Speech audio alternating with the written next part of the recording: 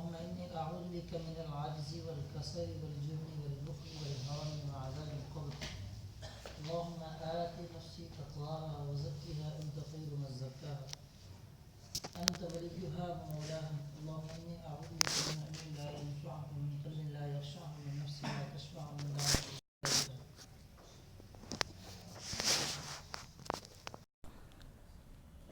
فذلك الضمیر اما ان یعودا پر بات چل رہی تھی۔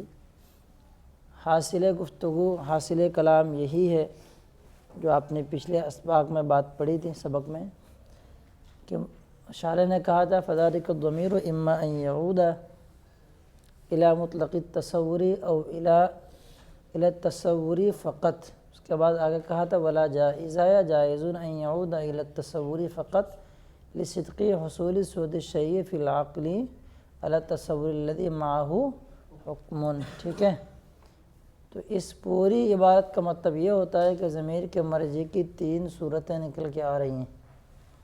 ایک مطلق تصور آپ بنا سکتے ہیں احتمال اعتبار سے، جو کچھ بھی ہے تین صورتیں نکل کے آ رہی ہیں۔ مطلق تصور کی طرف تو ضمیر کا مرجع ہے ہی، لیکن احتمال صورت تین بن کے آتی ہیں۔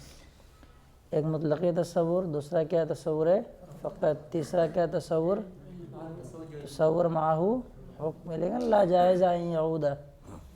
تین کا بیان تو ہو گیا۔ اب اس حاشیے میں ایک چوتھے کے بیان کی طرف اشارہ کرنا چاہتا ہے کہ چوتھا ضمیر کا مرجع کیوں نہیں بن سکتا ہے۔ وہ کون ہے چوتھا؟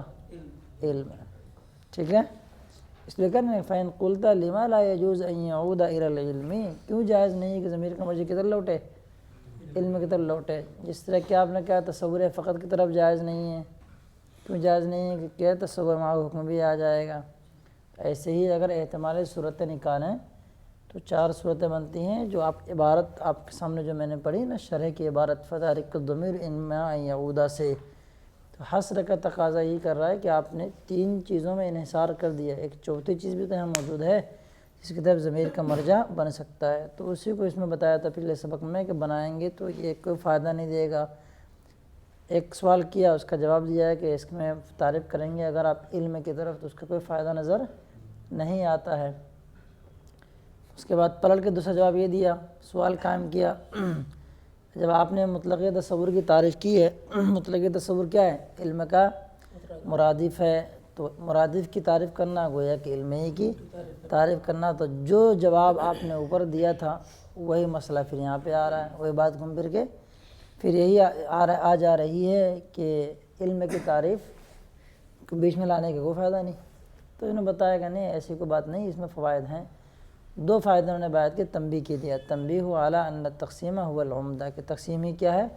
عمدہ، اس لیے ہم نے پہلے علم کی تعریف بیان نہیں کی۔ اور دوسری بات یہ ہے کہ حصول سود الشیء فی العقل کے ذریعے سے ہم نے تصور فقط کی توضیح کی ہے۔ اس کے کیوں ہم نے کیا ہے؟ پہلے تو تقسیم کر لی، تقسیم کیوں کیا؟ اس پر ایک الگ سے تنبیہ بیان کر دی۔ کیا تنبیہ تھا؟ تاکہ بیان حاجت میں جو ہے اصل چیز کیا ہے؟ عمدہ، افضل کیا ہے؟ تقسیم ہے، کیونکہ وہ من وجن تو آپ کو علم کے بارے میں بتا دی۔ اب میرے قطبی پڑھ رہے ہیں، اس سے پہلے انہوں کی منطق کی کئی کتاب پڑھ چکے ہیں، اس کے بارے میں تو من وجن تو معلوم ہے، اور تقسیم کے لیے من وجن پتہ ہونا کسی چیز کے بارے میں اس چیز کی تقسیم کے لیے کافی ہے۔ صحیح ہے؟ اچھا، ایک تنبیہ تو وہی ہے کہ تقسیم عمدہ ہے۔ اس کے بعد دوسری تنبیہ کیا ہے کہ علم کی تفسیر جس طریقے سے حصول سود الشیء فی العقل سے کی جاتی ہے، ایسے ہی تصور مطلق کی تفسیر اسی کے ذریعے سے، یعنی حصول سود الشیء فی العقل کے ذریعے سے کی جاتی ہے۔ تک بات مکمل ہو چکی تھی۔ اب ایک اور سوال، اس پورے حاشیے میں تین سوال ہیں۔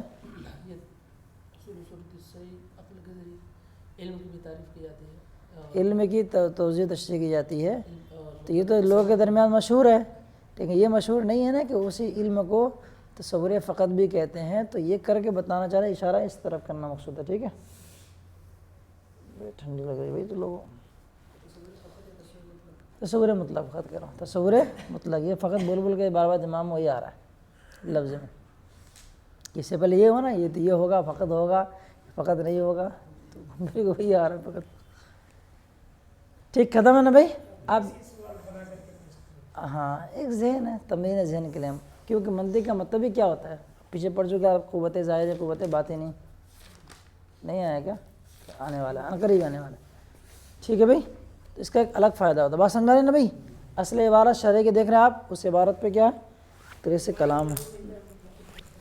ہاں اما یعودہ سے یہ 3 احتمالی صورتیں بیان کی انہوں نے، چوتھی صورت کیوں نہیں بن سکتے اس کو انہوں نے بیان کیا. ٹھیک ہے بھائی، چلو دو صورت نہیں بتایا، اس میں 3 صورتیں آ گئی نا. جائز نہیں ہے کہ ضمیر کا مرجع لوٹے کس کی طرف؟ تصور فقط کی طرف. کیوں جائز نہیں ہے؟ کہ اس کی طرف کریں گے تو کیا داخل ہو جائے گا؟ معلوم میں داخل ہو جائے گا، تو ضمن اس کا بھی بیان آ گیا نا. کتنی صورت بیان ہو گئی؟ 3 صورتوں کا بیان ہوا، چوتھی صورت کا بیان نہیں ہوا. یعنی علم کی طرف ضمیر کیوں نہیں لوٹائیں گے، اس کو بھی تو بیان کرنا چاہیے تھا. اس لیے حاشیہ نمبر آپ کس میں لکھا ہے، اس میں پڑھیے آپ 24 نمبر پہ، صفحہ نمبر 8 پہ حاشیہ نمبر 24 پہ.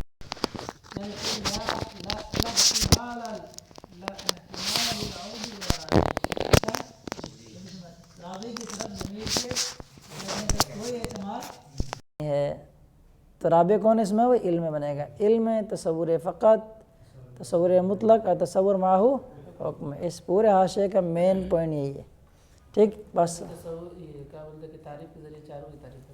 ارے نہیں بابا، ضمیر کے مرجع کے احتمالی صورت 4 ہیں. آپ نے کیا کیا ہے؟ 2 کا بطلان ظاہر کر دیا، 1 کو ثابت کیا ہے. تو ان احتمالی صورت میں 1 تو اور بھی آ سکتا تھا نا، یہ کہنا چاہ رہے ہیں. وہ نہیں، وہی جیسے کہ تصوری تعریف کے ذریعے چاروں کا تعریف کیا جا سکتا تھا، لیکن یہاں پر درست نہیں ہے. نہیں کیا جا سکتا نا. ضمیر کا مرجع بننا ہی ممکن ہے ان سب کی طرف. اب کس کے ذریعے سے کس کی تعریف ہو سکتی ہے وہ الگ بات ہے، لیکن ضمیر کے مرجع کی جو بات آئے گی 4 احتمالی صورت نکل کے آئیں گی. چلو ٹھیک ہے بھائی، چلیں دیکھیں پٹافٹ. فین قلتا سے سوال کیا ہے، جواب کیا ہے، اس پہ آپ توجہ کریں. کیا کہنا چاہ رہے ہیں، کیا نہیں کہنا چاہ رہے ہیں. سوال یہ ہے، یہ لکھا ہوگا بین صدور کے اندر، اعتراض علی الشارح علی ما قال ان تعریف مطلق التصور انہ تعریف، یہ تعریف مطلق مطلق تصور کی تعریف ہے. آگے لکھا ہے کہ مطلق تصور کی تعریف کی بھی حاجت نہیں ہے. توجہ کریں، اس پورے نیچے حاشیے کے بعد کیا کہنا چاہ رہے ہیں، دماغ چھوڑ یہ کر رہے ہیں. ٹھیک ہے، آپ نے کہا کہ تصور فقط کی طرف زمین نہیں لوٹے گی، تصور ماحول کی طرف بھی زمین نہیں لوٹے گی. کدھر لوٹنی جائے گی؟ مطلق تصور کی طرف. اب فین قلتا کے ذریعے سے یہ سوال یہ کام کر رہے ہیں کہ بھائی مطلق تصور کی بھی تعریف کرنے کی کوئی ضرورت نہیں. یہ بات بھی تقسیم وغیرہ ہی کے ذریعے سے معلوم ہو جاتی ہے. کیسے معلوم ہو جاتی ہے اس کو بیان کریں گے. بس سمجھ آ رہا ہے سوال کا موٹیو کیا ہے؟ سوال یہ ہے کہ یہ جو آپ نے تعریف کی نا مطلق تصور کی، در حقیقت دیکھا جائے تو اس تعریف کی بھی کوئی ضرورت نہیں ہے. آپ نے تعریف کیوں کی؟ تعریف اس لیے کی کہ تنبیہ ہو جائے کہ جس طرح تصور کا اطلاق کیا ہوتا ہے، جو تصدیق کا مقابل ہو، ایسے ہی تصور کا اطلاق اس پر بھی ہوتا ہے جو علم کا کیا ہو، مرادف ہے. یہ بتانا چاہ رہے ہیں نا بھائی، کہہ رہے کہ یہ بات آپ کی تقسیم ہی سے ظاہر ہو جا رہی ہے. جب ظاہر ہو گئی ہے تو ایسی صورت میں جو چیز ظاہر ہو تو پھر اس کی تعریف کی کیا ضرورت ہوتی ہے؟ پھر آپ بول بھی چکے ہیں کہ تقسیم کے لیے کیا ہے، ادنا تعریف بھی اگر معلوم ہو جائے کسی وجہ سے تو کافی ہوتی ہے. دماغ لگا رہے ہیں؟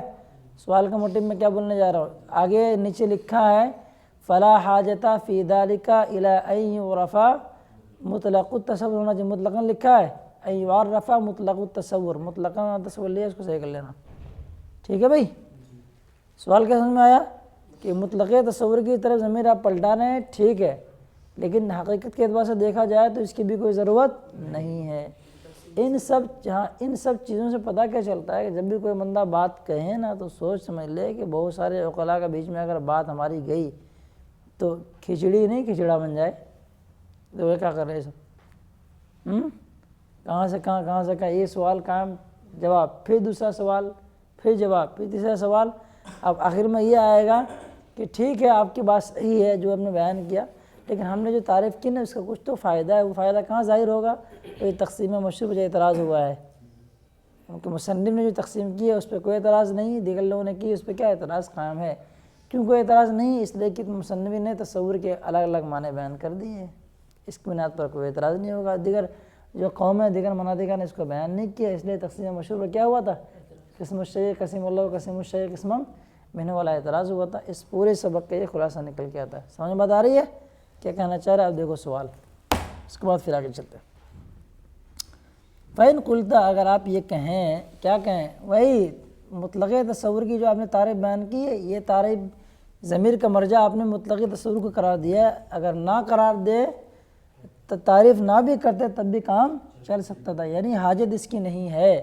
تعریف مطلق تصور کی بھی تعریف کرنے کی کوئی حاجت نظر نہیں آتی ہے۔ کیسے نظر نہیں آتی ہے آپ اس کا بیان کریں گے۔ مفہوم حاشیہ دیکھیے، آپ سمجھ آئے گا نا بھائی؟ ان چیز کو جو میں بتایا کرتا اس کو پٹافٹ تھوڑا لکھ لیا کریں۔ چلیں، ٹھنڈی ہے، بولا نہیں جاتا تھوڑا سا۔ تقسیم العلم الی تصور فقط و الی تصور معہ حکم۔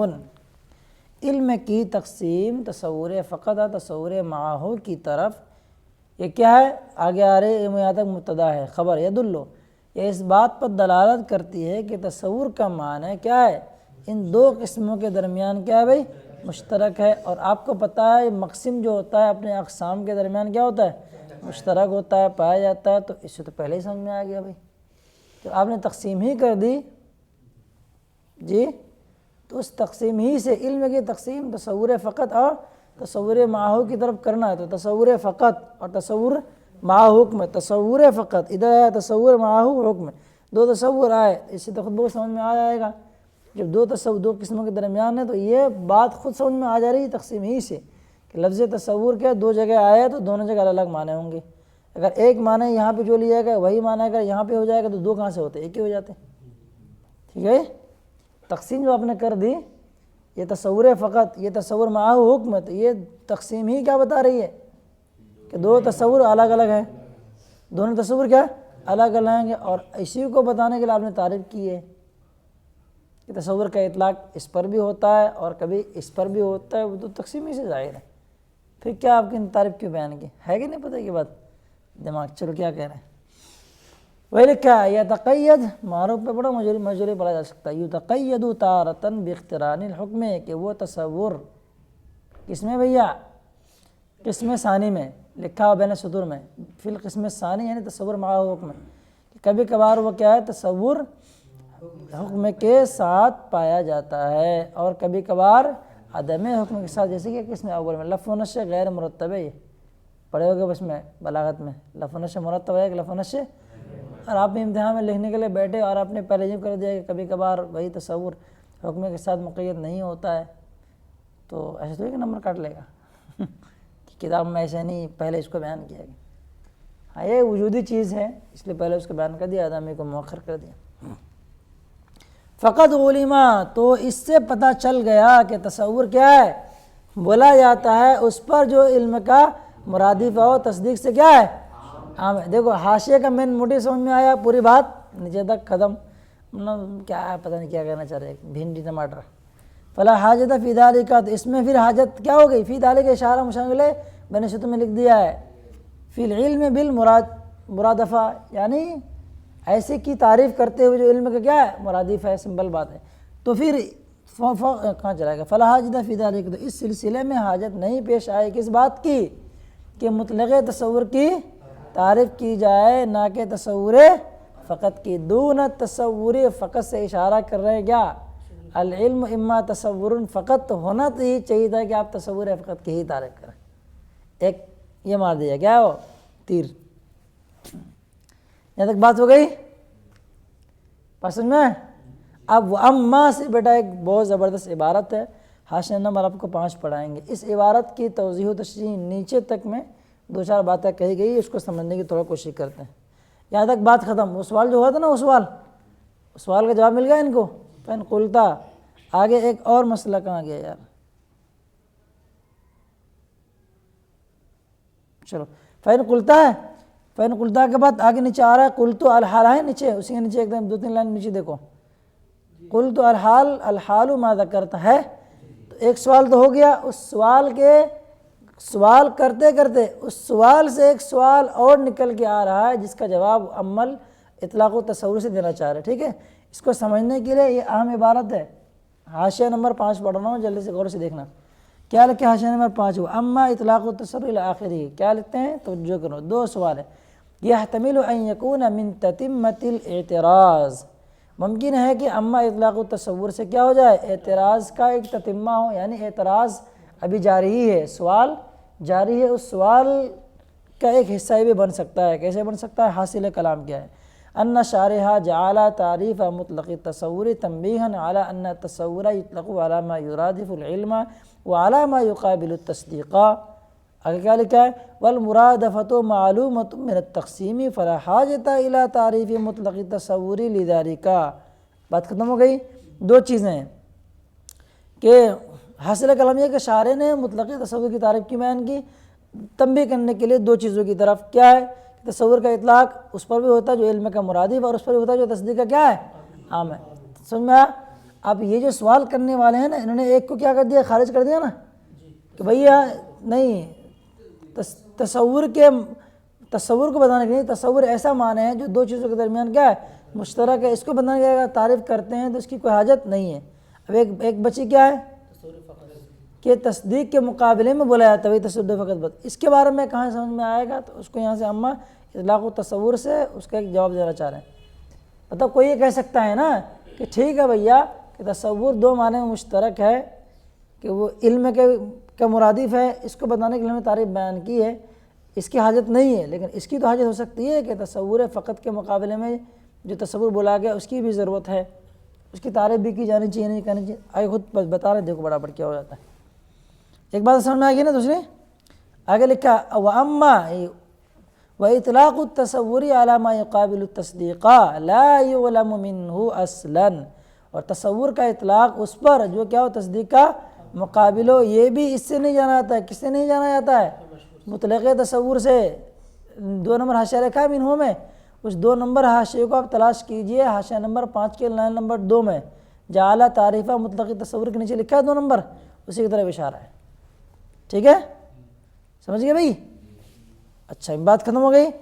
اچھا ایک مسئلہ یہ ہو گیا، یہ تمیل ہو گیا، ایک دوسرا لکھا ہے یہ بھی احتمال ہے کہ یہ جواب ہو۔ ایک سوال ہو گیا نا بیٹے، آگے لکھا ہے فلا یکون، فلا یکون کہاں چلا گیا یار، فلا یکون لتعریف مطلق التصور فائدۃ اصلا، تو مطلق تصور کی تعریف کا کوئی میں بھی فائدہ نہیں ہے۔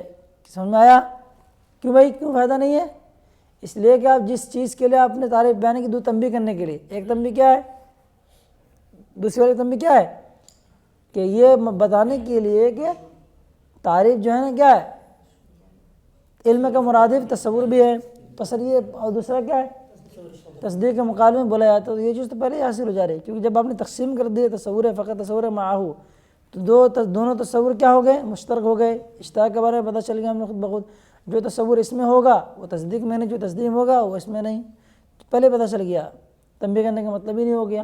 تو دونوں ہی چیز جو آپ نے تنبیہاً علی ما یغار جو بتانا چاہ رہے ہیں شرح کے اندر، وہ معنی ہمیں پہلے ہی کیا ہے، حاصل ہو چکے ہیں۔ سمجھ رہے ہیں بھائی؟ تقسیمی سے حاصل ہو گئے۔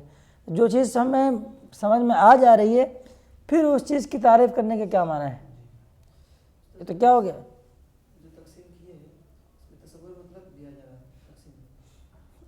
مطلق تو نہیں آ رہا ہے، لیکن تقسیم سے کیا سمجھ میں آ رہا ہے کہ مقسم میں 2 کنڈیشن آ گئی، تصور فقط، تصور معاہو۔ تو تصور فقط میں تصور اس کے بعد معاہو، یہاں بھی آیا تصور آیا، تو کیا سمجھ میں آیا کہ یہ دونوں اقسام ہیں، ان میں کوئی ایک چیز ہے جو مشترک ہے، وہ چیز کون ہے، تصور مطلق ہے۔ ان کی اقسام سے سمجھ میں آئے گا نا بھائی، کیا ہے، اس میں وہ کلمہ ہے، فعل وہ کلمہ ہے، حرف وہ کلمہ ہے، بار بار کلمہ آ رہا ہے، تو کیا سمجھ میں آئے گا کہ کلمہ ان کے درمیان مشترک ہے۔ ٹھیک ہے بھائی، چلو اہم مقامات میں سے اس کتاب کے سمجھیے ذرا سا، دقت میں آ بن تو ایک تو یہ ہو گیا نا بھائی، ایک تو یہ ہو گیا، اس لیے حاشیہ پڑھ دینا پورے کا پورا۔ دوسرا احتمال کیا لکھتے ہیں، وَيَحْتَمِلُ أَن يَكُونَ جَوَابًا عَنْ سُؤَالٍ مُقَدَّرٍ، یہ بھی ممکن ہے کہ عبارت سوال مقدر کا جواب ہو۔ وہ کیا ہے سوال مقدر؟ وَهُوَ أَنَّ التَّقْسِيمَ وَإِن دَلَّ عَلَى أَنَّ التَّصَوُّرَ يُطْلَقُ عَلَى مَا يُرَادِفُ الْعِلْمَ لَكِنْ لَا يَدُلُّ عَلَى إطلاق التصور عَلى مَا يُقابل التصدیق۔ سمجھ میں آیا؟ سوال مقدر کیا ہے؟ دیکھیں تقسیم اگرچہ کیا ہے، تصور اس تصور پر دلالت کرتی ہے جو کیا علم کا مرادف ہے، وہ بات تو پیچھے سمجھ میں آ چکی ہے، لیکن اس تقسیم سے اس بات پر دلالت نہیں ہوتی ہے کہ کیا ہے، تصور کا اطلاق اس پر بھی ہوتا ہے جو تصدیق کا کیا ہے، مقابل ہے۔ ٹھیک ہے بھائی، سوال مقدر کا جواب ہے۔ اب وہ کیا انہوں نے بات کہی، اس کو دیکھتے ذرا سا پٹافٹ۔ اچھا، والتعریف جعلہ الشارح تنبیہا علی اطلاقین، اور شارح نے کیا کیا ہے، اور مطلق تصور کی تعریف کو کیا کیا، تنبیہ قرار دیا ہے ان دونوں اطلاق کے لیے۔ دونوں اطلاق کے مطلب تصور کا اطلاق دو معنی پر ہوتا ہے، ان دونوں معنی پر تنبیہ کی ہے شارح نے۔ جبکہ حاصل کلام کیا نکل کے آتا ہے کہ مطلق تصور سے صرف ایک اطلاق کے بارے میں پتہ چلتا ہے کہ ایک معنی پہ اس کا اطلاق ہوتا ہے، دوسرے معنی کی طرف اشارہ نہیں ہوتا ہے۔ تو اس سوال مقدر کا جواب یہاں سے محشی دینا چاہتے ہیں، جسے آپ نے پڑھا ہوگا حاشیے میں کیا لکھا ہے، تنبیہا علی ان التصور کما یطلق فیما هو المشہور علی ما یقابل التصدیق عنی التصور الساذجہ کذلک یطلق علی ما یرادف العلم ویعم التصدیق۔ تو تنبیہ کی ہیں تصور کے دو معنی پر اطلاق ہونے کے سلسلے میں، لیکن بات کتنے میں سمجھ آ رہی تقسیم سے، ایک معنی سمجھ میں آ رہی۔ ٹھیک ہے بھائی، ٹھیک ہے،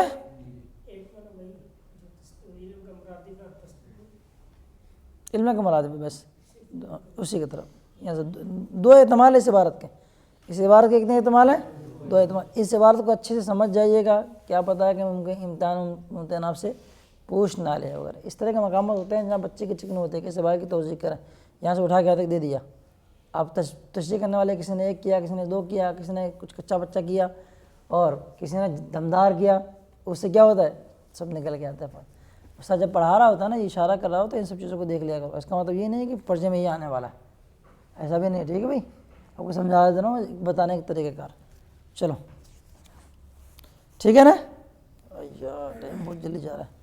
اب آگے کیا لکھا ہے، حاصل جواب یہ کہ ان لا نسلم، ہمیں یہ بات تسلیم نہیں ہے، ذالک کیا، بل اطلاق التصور علی ما قابل تصدیق معلوم من المتعارف المشہور ولا مدخل للتعریف فیہ۔ حاصل جواب کیا نکلے گا کہ اگر آپ یہ کہنا چاہ رہے ہیں کہ دونوں ہی تنبیہ پر اشارہ ہوا تو ایسا نہیں ہے، بلکہ کیا ہے، یہ اس بارے میں کہ تصور فقط تصدیق کا مقابل ہے، یہ مشہور متعارف ہے، بار بار سن کے علمی کتنی قسمیں ہیں، تصور اور تصدیق۔ یہ انہوں نے یہاں بیان کیا نا، تصور فقط، تصور معہو حکم، یہ تو پہلے سے پتہ ہے۔ تصور کا مقابل کون ہے، تصدیق، تصدیق کا مقابل کون ہے، ثبوت مشہور متعارف ہے۔ تو اسی کو انہوں نے بتایا کہ کیا ہے، یہ تعریف سے ہمیں سمجھ میں نہیں آتی، یہ مشہور متعارف چیزوں سے سمجھ میں آتی ہے کہ تصور کیا ہے، تصدیق کا مقابل ہے۔ اب دیکھو ذرا حاشیہ، سمجھ گئے بھائی پورے کا پورا؟ چلو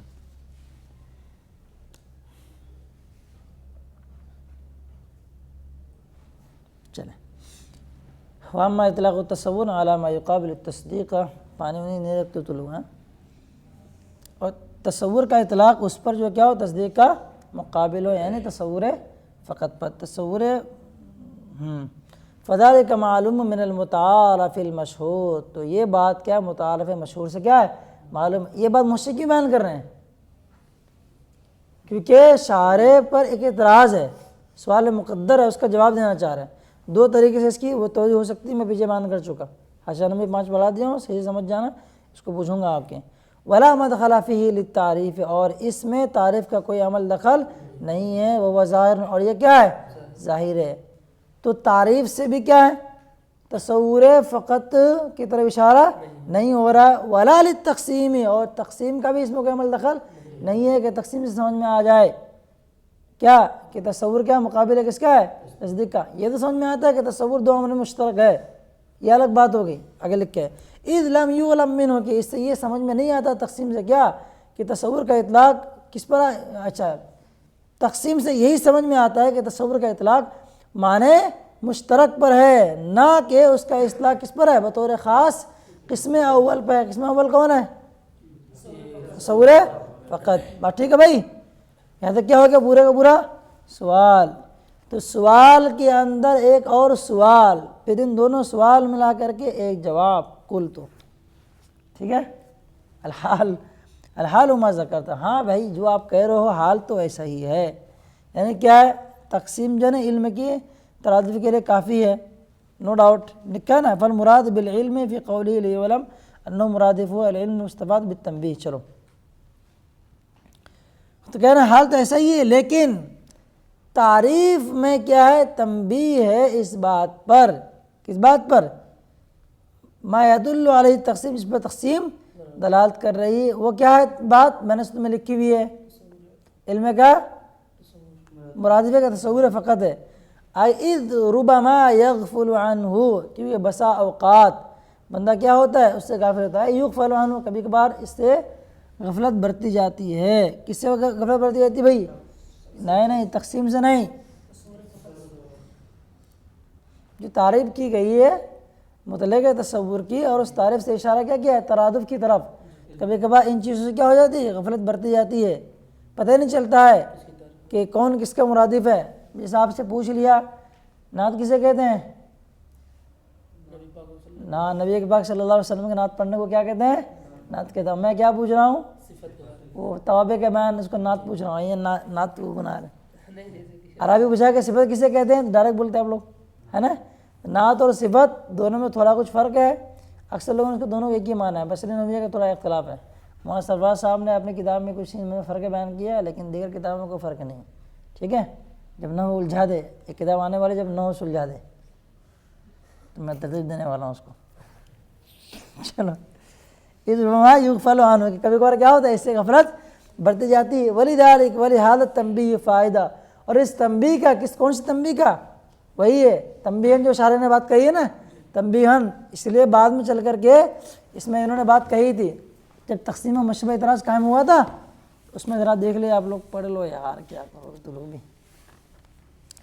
جب تقسیم مشبہ جب اعتراض ہوا تھا، اس میں یہ بات آئی ہوئی تھی کہ یہاں پہ لیس الکل من کل منہا بدیہین سے پہلے دیکھیں کیا بتایا انہوں نے چاہا، میں نے یہ بتایا چاہا کہ الحاصل ان الحضور ذہنی مطلقاً ہوا نفس العلم والتصور، دیا ہے اس پر لکھا ہے اما ان یعتبر بشرط شیء، آگے لکھا ہے او بشرط لا شیء، بیچ میں کچھ عبارت چھوڑنا، او لا بشرط شیء وهو مطلق التصور، فالمقابل للتصدیق والتصور بشرط لا شیء، والمعتبر في التصدیق شرطا او شطرا هو التصور لا بشرط شیء فلا اشکال۔ تو یہ قسم اللہ قسم منہ جو اشکال نظر آیا تھا اس کو انہوں نے دور کیا تھا اسی تعریف کے ذریعے سے، اسی کو فائدے کی طرف یہاں پہ اشارہ کرنا چاہ رہے ہیں، ٹھیک ہے بھائی؟ اس کو لکھا کیا؟ ولہذا تنبیہ فائدۃ ستظہر عن قریب، اور اس تنبیہ کے ایک عمدہ فائدہ جو عن قریب کیا ہوا؟ ظاہر ہونے والا ہے۔ بات فائنل ہو گیا بیٹے؟ مکمل، پورے حاشیے کا خلاصہ کلام سمجھ میں آ گیا؟ یہ کیا ہے؟ علم کی طرف بھی ضمیر اگر لوٹانا چاہیں گے تو لوٹ سکتی ہے، انہوں نے نہیں لوٹائی، نہیں لوٹانے کی وجہ کیا ہے؟ کچھ فوائد کی طرف تنبیہ کرنے مقصود ہیں، اصل کلام یہی ہے۔ انہوں نے ضمیر کیوں نہیں لوٹائی؟ اس پر تین اعتراض، یہ کرو گے، یہ کرو گے، یہ کرو گے، یہ کرو گے نا، جو پڑھ چکے اب سب ذہن کو کھولنے کے لیے۔ بات لاسٹ میں کیا آگے شبد آگے کہ انہوں نے جو کیا ہے وہی ٹھیک ہے، تو پہلے بتا دینا بھیا، ہاں کیوں نہیں جی؟ وہ پہلے ہی سمجھ میں آنا چاہیے تھا۔ چلو بس اتنی سی بات تھوڑی سی بات بتنگڑ بنانا بولتے ہیں نا، وہی بنا دیا انہوں نے۔ چلو آگے، اس کے بعد حکم کی تعریف انہوں نے کرتے ہوئے کیا لکھا تھا؟ اسناد امرین الی امرین آخر۔ اب اس حکم کے تحت ایک سوال کام یہ ہوتا ہے کہ دیگر چیزوں میں بھی تو حکمیں پائی جاتی ہیں، کچھ قضیوں میں ہے۔ قضیہ کیا ہے؟ ایک تو حملیہ میں ہے حکم ہے، قضیہ شرطیہ بھی ہے، کہ شرطیہ میں اتصال ہو یا انفصال ہو، ان میں کا بیان کہاں چل جائے گا؟ اس کے بارے میں آپ کو بیان کرنا ہو، شرح تہذیب صفحہ نمبر 147 دیکھ لیجیے گا، صفحہ نمبر 147 مکتبۃ المدینہ والی کتاب میں دیکھ لیجیے گا تو سمجھ میں آ جائے گا کہ وہاں شرطیہ میں حکم اتصالی ہے، انفصالی ہے، دونوں کی تعریف وریف کیا ہے۔ جو بات آپ پڑھ کے آئے ہیں ان کی طرف تھوڑا سا ریکال کرنے کی کوشش کریں، جہاں سمجھ میں نہیں آئے گا تو پوچھنا، ٹھیک ہے بھائی؟ تو یہاں کیا بتانا چاہ رہے ہیں؟ حکم کی تعریف گویا کہ جامع نہیں ہے۔ تعریف کا کیا ہونا چاہیے؟ جامع معنی ہونا چاہیے۔ تو آپ کی یہ تعریف کیا ہے؟ جامع نہیں، کیونکہ اس لیے کہ کچھ افراد ایسے ہیں جو کیا ہو رہے ہیں؟ خارج ہو رہے ہیں، شرطیہ اتصال ہو یا انفصال ہو۔ تو اس کے بارے میں انہوں نے یہ بتایا کہ یہاں مراد کیا ہے، اس سے مراد یہ ہے، تو وہ بھی کیا ہو جائیں گے؟ اس میں شامل ہو جائیں گے۔ حاشیے میں ایک بہت اچھی بات انہوں نے پیش کی ہے کہ یہاں مراد کیا ہے؟ مراد یہ ہے اسناد امرین عند آخرا او منافات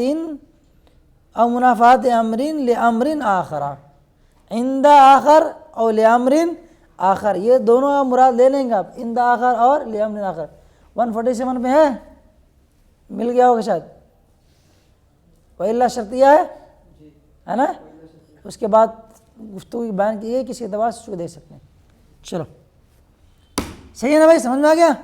دیکھو پٹافٹ لکھا ہے ہادہ یوم الحکم الحملی, جیسے کہ زید القائم میں نے سطح میں لکھا ہے اتصال انکان شمس طالعہ فالنہار موجود, انفصالی العدد اما زوج او فردن. تو ایسا نہیں ہے کہ حکم کے تعریف کیا ہے غیر جامع ہے, بلکہ کیا ہے تعریف جامع ہے, مراد کچھ اور ہے. چلو اس لیے اس کی طرف اشارہ کر دیا, کیونکہ بات اس لیے مصنف میں کیا ہے استعمال کیا ہے, اسناد امرین کہا ہے, اسناد حکم الی حکم آخر ایسا کچھ نہیں کہا. اسناد کیا ہے مسند, ایسا نہیں کہا موضوع کی اسناد, خبر کی طرف خبر کی اسناد, موضوع کی طرف محمول کی طرف ایسا کچھ کہا ہے کیا؟ موضوع محمول کچھ لگایا کیا؟ نہیں لیا. موضوع محمول بولتے ہیں تو مقدم تالی والا مسئلہ نکل کے آتا ہے کہ مقدم تالی کہاں چلے جائیں گے, اس میں بھی کچھ نہ کچھ چیزوں کی اسناد ہوتی ہے. چلو اب یہاں پہ بیٹا تھوڑا سا آپ خود بھی کھولیے, ذرا سا پٹافٹ کھولو. یہاں سے جو بات بتانے جا رہا ہوں پٹافٹ سن لیجیے, یہاں سے لے کر آخر تک جو گفتگو آئی آسان آئی. اس میں نے اپنا ایک حاشیہ لگایا ہے, ایک نہیں دو لگایا ہوں. چلو کیا ہے, ادھر آئیے پٹافٹ, خود بھی کھول لیے آپ لوگ. جہاں یہ بات آئی ہوئی ہے حکم کی تعریف انہوں نے بیان کی ہے, کیا تعریف بیان کی ذرا جلدی سے پڑھو تو حکم کی تعریف. اما الحکم, اس کے 2-3 لائن کے بعد پڑھیے فلا بد ہاہنا آیا آیا, فلا بد ہاہنا لکھا ہے. سیدی اعلیٰ کی کتاب جب پڑھو گے نا بیٹے, اکثر رسائل میں توجہ کرنا, وہ میں آپ کو دکھایا تھا والی کتاب کون سی,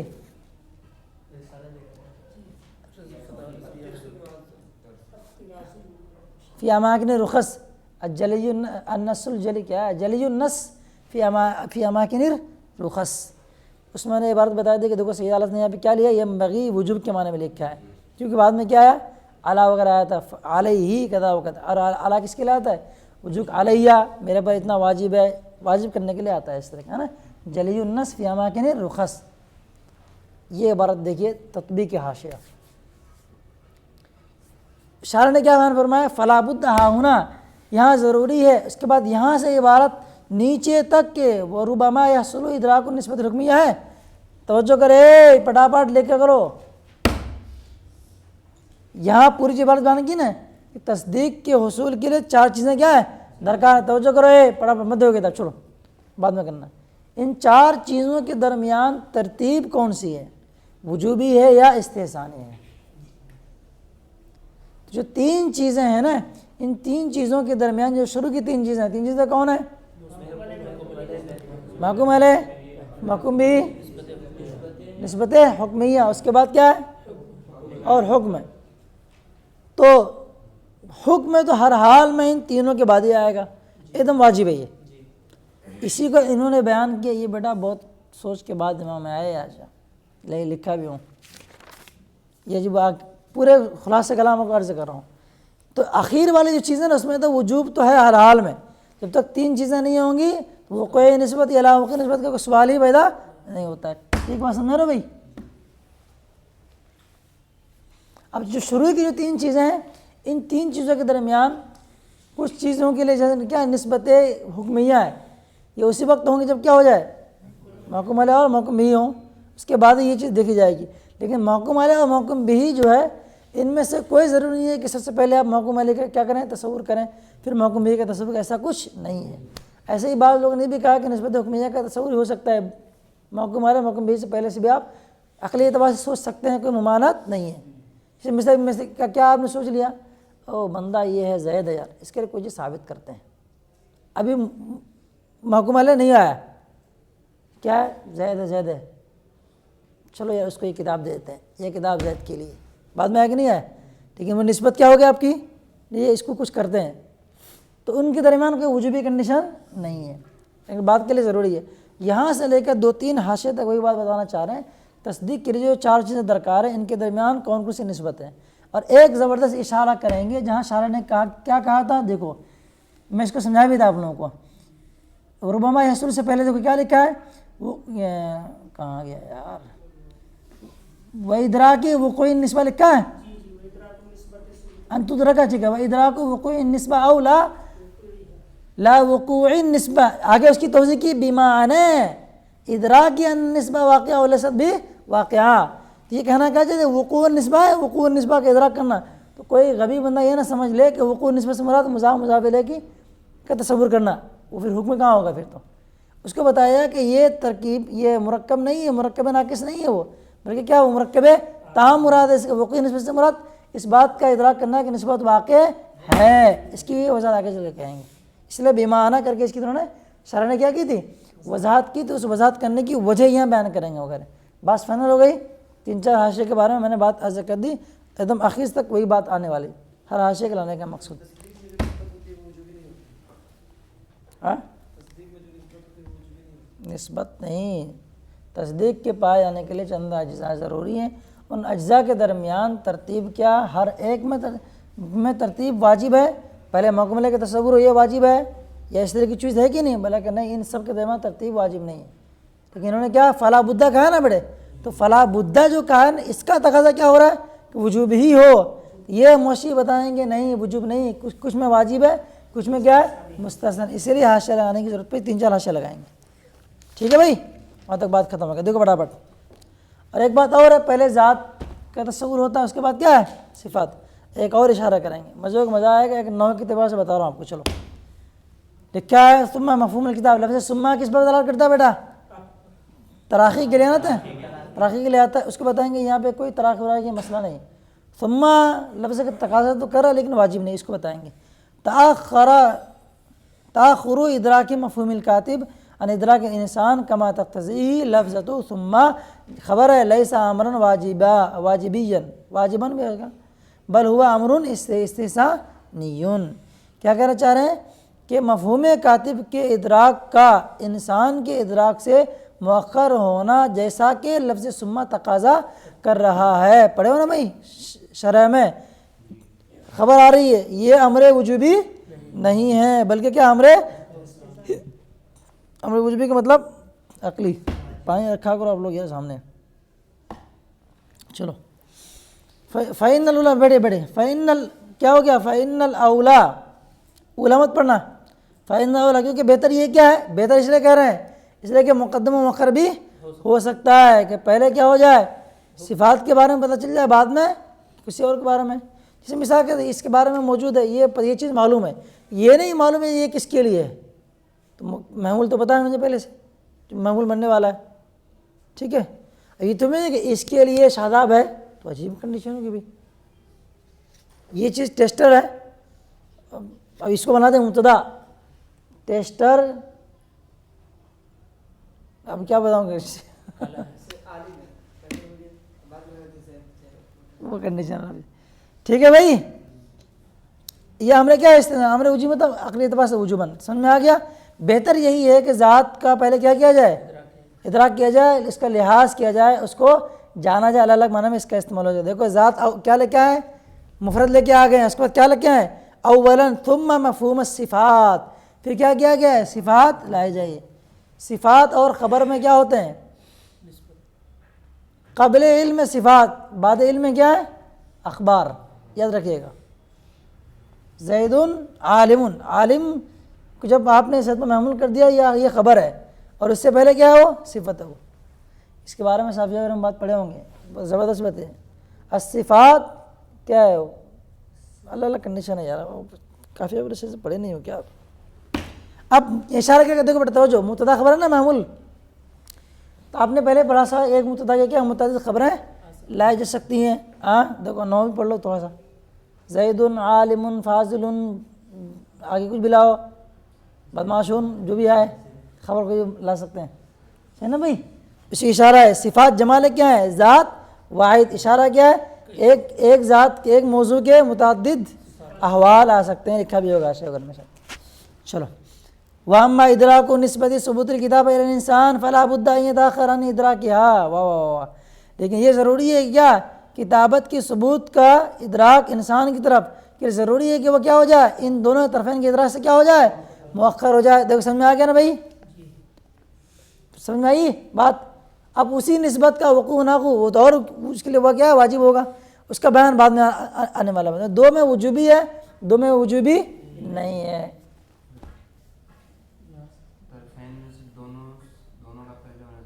ہاں نسبت حکمیہ سے پہلے. ٹھیک ہے، پایا تو جا سکتا ہے لیکن جب اس کو لاگو کریں گے نا ترکیب میں تو یہ پہلے ہوں گے تب تو لاگو ہوں گے. نفس الامر میں تو پہلے تو ہے، لیکن جب وہ چیز کس کے اوپر محمول کی جا رہی ہوگی تو اس کی کنڈیشن کیا بنے گی؟ پہلے دو ہوں گے تب نا دونوں کے درمیان نسبت کو آپ دائر کریں گے، حائل کریں گے. یہ بھی نہیں ہے کہ یہ کون ہے تو نسبت کہاں سے لے کے آئیں گے. ہاں ایک یہ ہے کہ خارج وجود کے اعتبار سے، ذہن کے اعتبار سے پہلے موجود ہو، لیکن عبارت کے اعتبار سے نہیں ہے. تو پوشیدہ اس میں آ جائیں گے نا، کوئی مسئلہ نہیں. کیا آپ نے کہا؟ احد، احد ایک ہے. کون ہے ایک ہے؟ واللہ احد آ جائے گا اس میں. عقلی اعتبار سے ہے نا بھائی، تو وہاں کچھ نہ کچھ ماننے کی کوشش کی جائے گی اس کو. چلیں اس کے بعد یعنی ادراک کے اعتبار سے تقدیم و تاخیر واجب نہیں ہے، بلکہ حکم لگانے کے اعتبار سے لگائیں گے تو یہ ضروری ہے کہ پہلے یہ دونوں چیزیں موجود ہوں تو اس پر حکم لگا. وہ وجود ظاہر میں موجود ہو یا محذوفاً ہو، تقدیراً ہو، کچھ بھی کنڈیشن ہو سکتی ہے، عقل میں ہونی چاہیے. چلو دوسری بات کیا رہتی بیٹے؟ بیمانہ ادراک ان نسبت واقعہ ولست بھی واقعہ. جو بتایا نا آپ کو کہ بیمانہ کر کے وقوع نسبت لا وقوع نسبت کی اضافت توضیح کیوں کی انہوں نے، اس کی وجہ بیان کر رہے ہیں. یرید بھی، اس سے یہ مراد لے رہے ہیں. کیا مراد لیتے ہیں شارح؟ کنا لا نعنی، کہ ہماری مراد یہ نہیں ہے وقوع نسبت کے ادراک سے، یا لا وقوع نسبت کے ادراک سے مراد یہ نہیں ہے کہ وقوع کے معنی کا ادراک کیا جائے یا لا وقوع کے معنی کا ادراک کیا جائے مضاف ہونے کی حالت میں نسبت کی طرف، یعنی نسبت کی طرف وقوعان نسبہ لا وقوعان نسبہ، یہ معنی مراد نہیں. اگر یہ معنی مراد نہیں تو خرابی کیا لازم آئے گی؟ فَإِنَّ إِدْرَاكَهُمَا بِهَذَا الْمَعْنَى لَيْسَ حُكْمًا، کیونکہ اس معنی کے اعتبار سے اگر ادراک کریں گے تو حکم میں پھر کیا ہوگا؟ ہوگا کیا؟ نہیں ہوگا، بلکہ کس میں چلے گا؟ مرکب تقییدی میں چلے گا. لکھا بل ہوا ادراک مرکب تقییدی، بلکہ کیا ہو جائے گا؟ وہ مرکب تقییدی کا ادراک ہوگا. ایک اور مزے کی بات، من بیانیہ، کیونکہ مرکب تقییدی کی صورت ایک نہیں ہوتی ہے، کئی ہوتی ہیں. مرکب تقییدی کی نہیں صورت ہوتی ہے، مرکب ناقص کی 5 صورتیں بنتی ہیں. آگے لکھا من بیانیہ، یعنی من قبیل الاضافہ، ورنہ موصوف صفت کی ترکیب ہو سکتی ہے مرکب تقییدی میں. اس کو من بیانی سے انہوں نے بیان کر دیا. چلو اس میں نے حاشیہ لکھا ہے لأن المرکب التقییدیہ یجمع الی نفسہ عدۃ امور فبین ما هو المراد ہاہنا من مرکب تقییدی. من بیانیہ کے اوپر حاشیہ ہے. چلو بل نانی بل للترقی، بل کے مراد ہماری کیا ہے؟ نانی بے ادراک نسبہ، اسی پر عطف ہے نیچے بے ادراک آدمی وقوع نسبہ نیچے والی عبارت میں.